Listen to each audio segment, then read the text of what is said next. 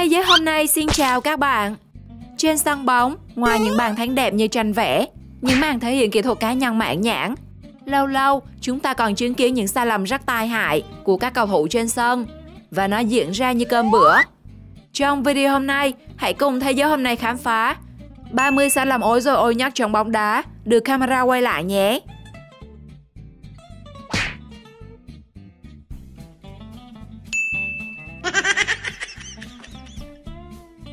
Sút penalty. Hẳn khi xem cầu thủ áo đỏ sút penalty, các bạn có tự hỏi, có phải bố mẹ đã ép đi đá bóng không?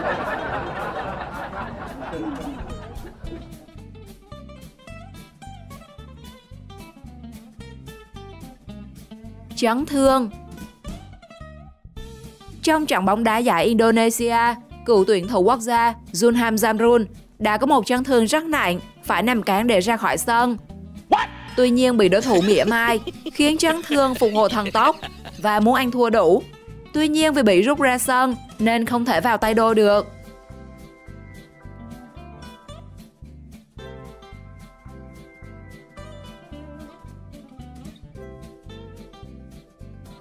Thủ môn. Không hiểu kiểu gì khi nữ thủ môn lại đứng như kiểu chép chúng mày đá vô đó.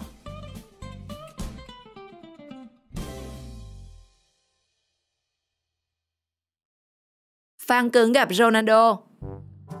YouTuber Livespeedy nổi tiếng, người Mỹ, vốn là fan cứng của Ronaldo. Anh đã bay từ Mỹ qua Anh để xem Ronaldo thi đấu. Nhưng sự vắng mặt của CR7 đã khiến anh phải thất vọng. Tuy nhiên nhờ vào độ nổi tiếng của mình, anh đã được mời đến để gặp thần tượng. Bạn hãy xem phản ứng của anh ta. Nhưng có ai thấy Ronaldo có gì đó sai sai hay không?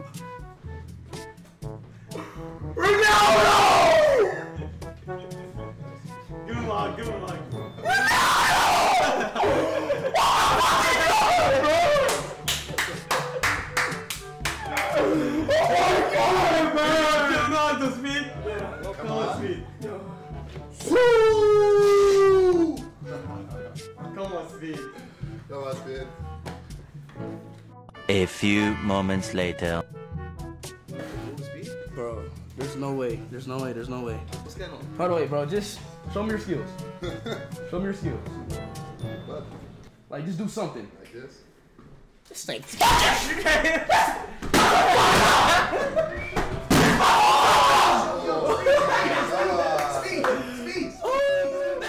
Tập sút bóng tại nhà.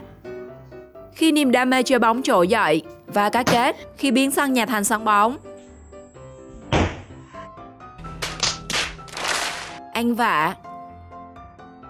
Quên bài khi ăn vạ, anh chàng cầu thủ tưởng trọng tài đã rút thẻ vàng nên đứng dậy. Nào ngờ chưa rút, thế là anh lăn ra đâu tiếp.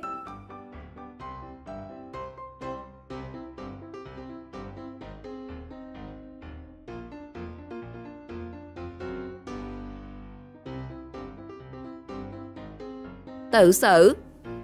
Một tình huống ôi rồi ôi đã diễn ra ở giải hạng tư Ba Lan khiến ai cũng phải phi cười. Unia Zanikovo bắt được trái bóng do cầu thủ đối phương ném ra và sau đó tự đập vào đầu mình và lăn ra như bị chấn thương.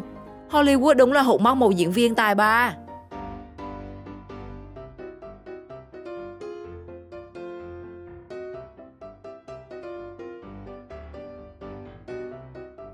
Rút thẻ vàng.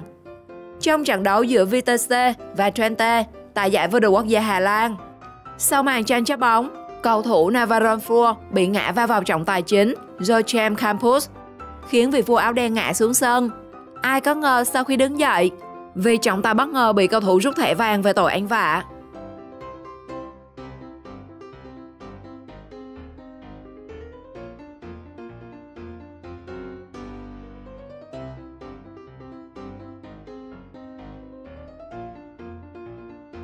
Tiền đạo. Sai lầm của một anh chàng cầu thủ là nghĩ 4 có thể thắng 1, nhưng không ngờ thủ môn trong tình huống này là có thể cân hết.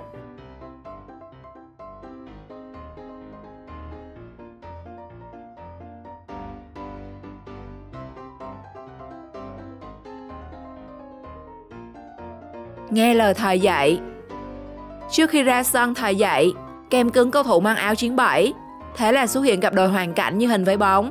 Nhiều lúc, cầu thủ chiến bại chán chẳng thèm nói.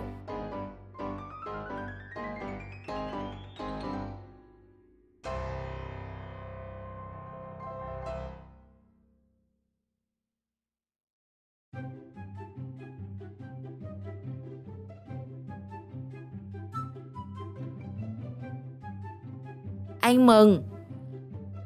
Có câu, vui thôi đừng vui quá. Như anh chàng cầu thủ này, anh mừng bàn thắng một cú nhảy, rồi chấn thương luôn.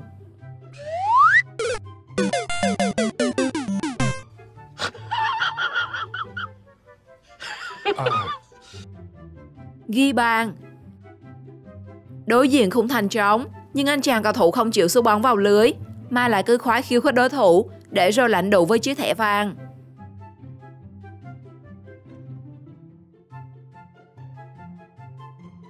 Penalty. Không có nỗi đau nào bằng nỗi đau đá penalty không vào, mà còn bị bóng đập ngược lại. Đúng là nỗi đau nhân đôi.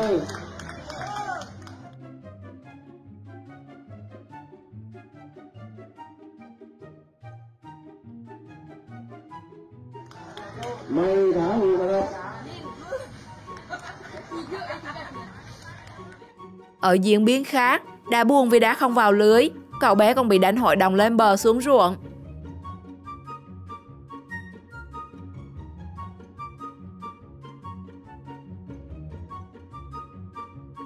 Thay người.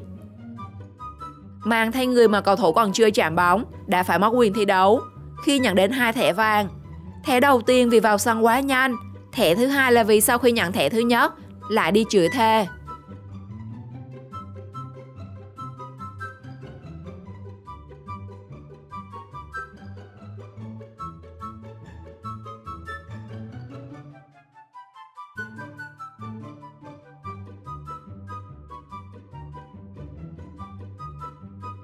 Ổ gà. Trong tình huống này, không phải tại thủ môn bắt bóng dở, mà tội đồ chính là cái ổ gà trên sân. Sau cú sút của cầu thủ, bóng vấp phải ổ gà, rồi nảy lên bay thẳng vào lưới.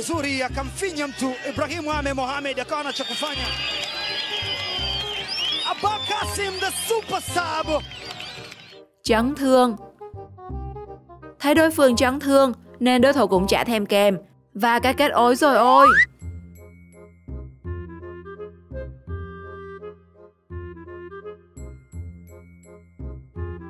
Thẻ vàng. Dù đại diện sau bằng cách lăn đau thảm thiết, nhưng trọng tài chỉ rút phạt đối phương thẻ vàng. Cầu thủ liền bật dậy, lấy thẻ vàng để trọng tài chỉ còn thẻ đỏ.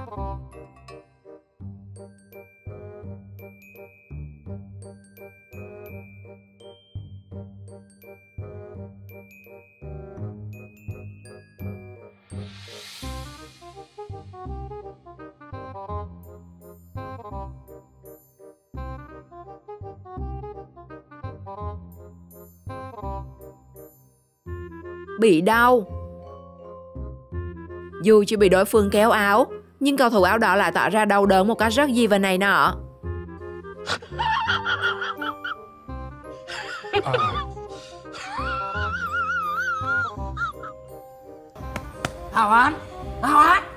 Michaela Moore. Nữ cầu thủ New Zealand đã có bàn hat-trick có 1-0-2. Ở phút thứ 5, cô phản lưới nhà bàn chân phải. Một phút sau, tức là ở phút thứ 6, Michaela Moore lại phản lưới lần 2 bàn đầu. Và phút 36, cô hoàn tất hat-trick 3 bàn phản lưới trong sự ngỡ ngàng của người hâm mộ.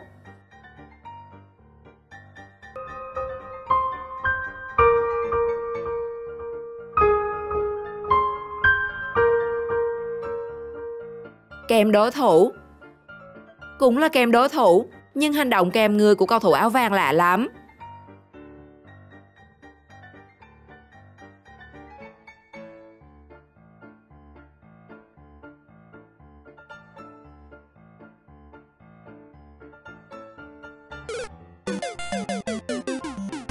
Rút thẻ đỏ.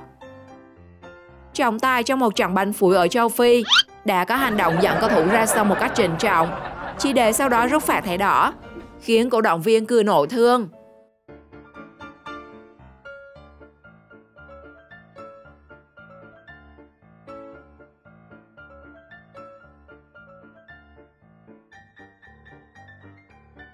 thủ môn. Nghiệp quật luôn có thật các bạn à. Như anh chàng thủ môn này vừa mới treo cầu thủ đá phạt, ngay lập tức đã bị gậy ông đập lưng ông.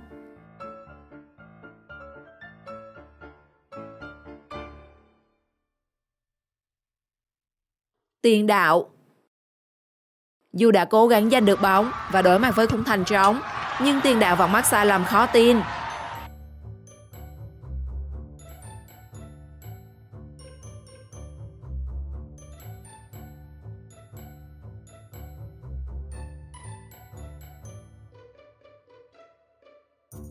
Đỉnh cao ăn vạ.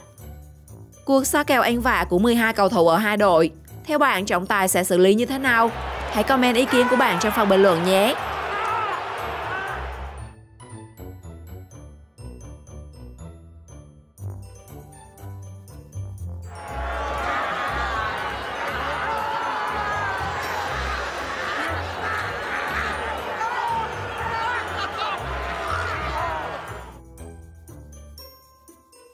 Con gái đá banh.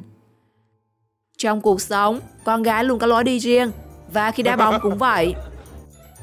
Niệm luôn rồi.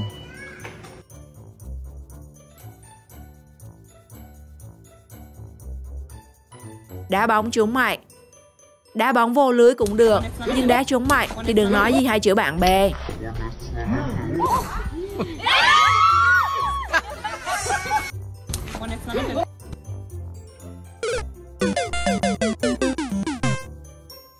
Davidson.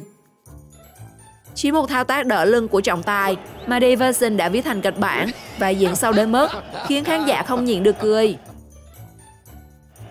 Oh dear.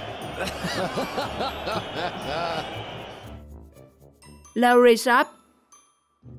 Mới 13 giây sau khi bắt đầu trận đấu, Larry Sharp còn chưa chạm được bóng đã bị thay ra.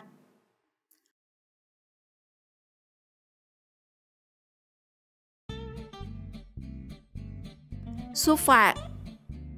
Chỉ vì động tác xoay đầu, anh chàng thủ môn đã phải hối hận khi giúp đối thủ ghi bàn sau cú sút phạt.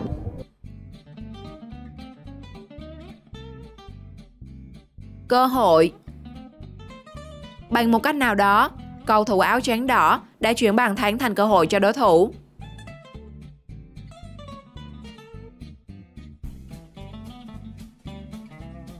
Theo bạn, tình huống sai lầm nào trong video là tai hại nhất? Và bạn còn biết thêm những sai lầm nào thú vị hơn nữa? Hãy comment trong phần bình luận cho mọi người biết nhé. Xin chào và hẹn gặp lại các bạn.